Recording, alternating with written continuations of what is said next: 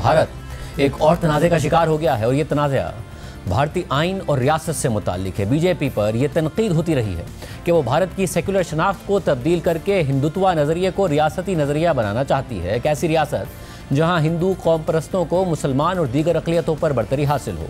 गुज़िश्ता election में जब नरेंद्र मोदी 400 पार का नारा लगा रहे थे तो कांग्रेस अवाम को खबरदार कर रही थी कि बीजेपी 400 नशिस्तें इसलिए लेना चाहती है ताकि भारतीय आइन में तरमीम करके भारत की सेकुलर शनाख्त को ख़त्म कर सके। और अब कांग्रेस अपने इस खदशे को सही साबित करने के लिए बीजेपी की सोच के हवाले से एक अहम सबूत पेश कर रही है, क्योंकि अब बीजेपी और उसकी हामी हिंदू इंतहा पसंद तंजीम आरएसएस के रहनुमाओं ने भारतीय आइन में मौजूद सेकुलर और सोशलिस्ट के अल्फाज को हज़फ करने की मुहिम शुरू कर दी है। सबसे पहले आरएसएस के जनरल सेक्रेटरी दत्तात्रेय होसाबले ने कहा कि सेकुलर और सोशलिज्म के अल्फाज भारत के असल आइन का हिस्सा नहीं थे। इन अल्फाज को इमरजेंसी के दौरान शामिल किया गया था। वक्त आ गया है कि जब इस बात पर बहस होनी चाहिए कि सोशलिज्म और सेकुलरिज्म जैसे अल्फाज को आइन में होना चाहिए या नहीं।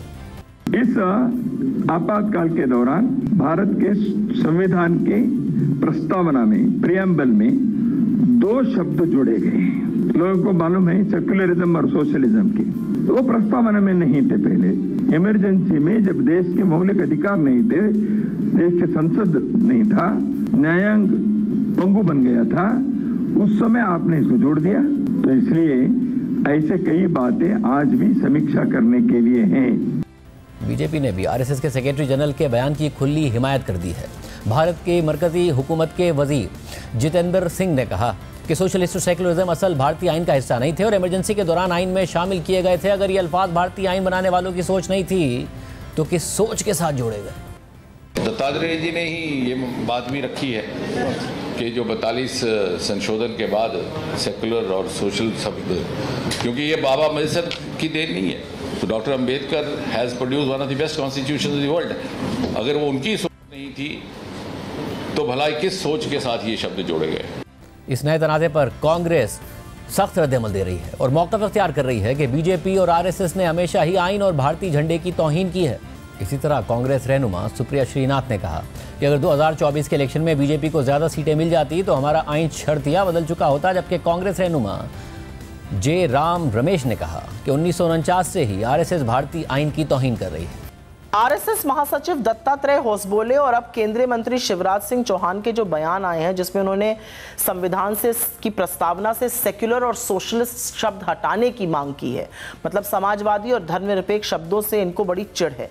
लेकिन इससे एक बात पूरी तरह से प्रमाणित है कि अगर बीजेपी को 2024 के चुनाव में ज्यादा सीटें मिल गई होती तो अभी तक हमारा संविधान शर्तिया बदल चुका होता। और सेक्युलरिज्म से ज्यादा खूबसूरत और क्या हो सकता है कि स्टेट की कोई रिलीजन नहीं होगी, मतलब सरल भाषा में कोई भी नीति धर्म पर आधारित नहीं होगी।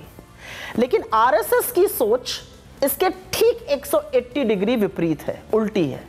उनका सारा अस्तित्व ही इस बात का है कि मुसलमानों से, अल्पसंख्यकों से, दलितों से, पिछड़ों से, आदिवासियों से कैसे हक छीना जाए और उनको कैसे दोयम दर्जे का नागरिक बनाया जाए। उनकी रगों में वास्तव में पूंजीपतियों का और पूंजी कैपिटलिज्म का खून बहता है।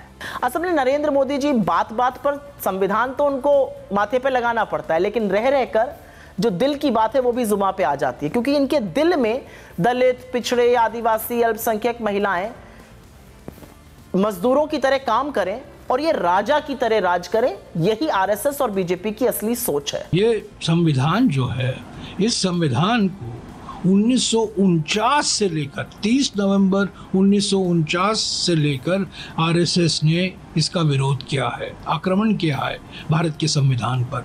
अंबेडकर, डॉक्टर बाबा साहब अंबेडकर के, जवाहरलाल नेहरू के पुतलियां जलाए गए, क्या क्या नहीं कहा गया।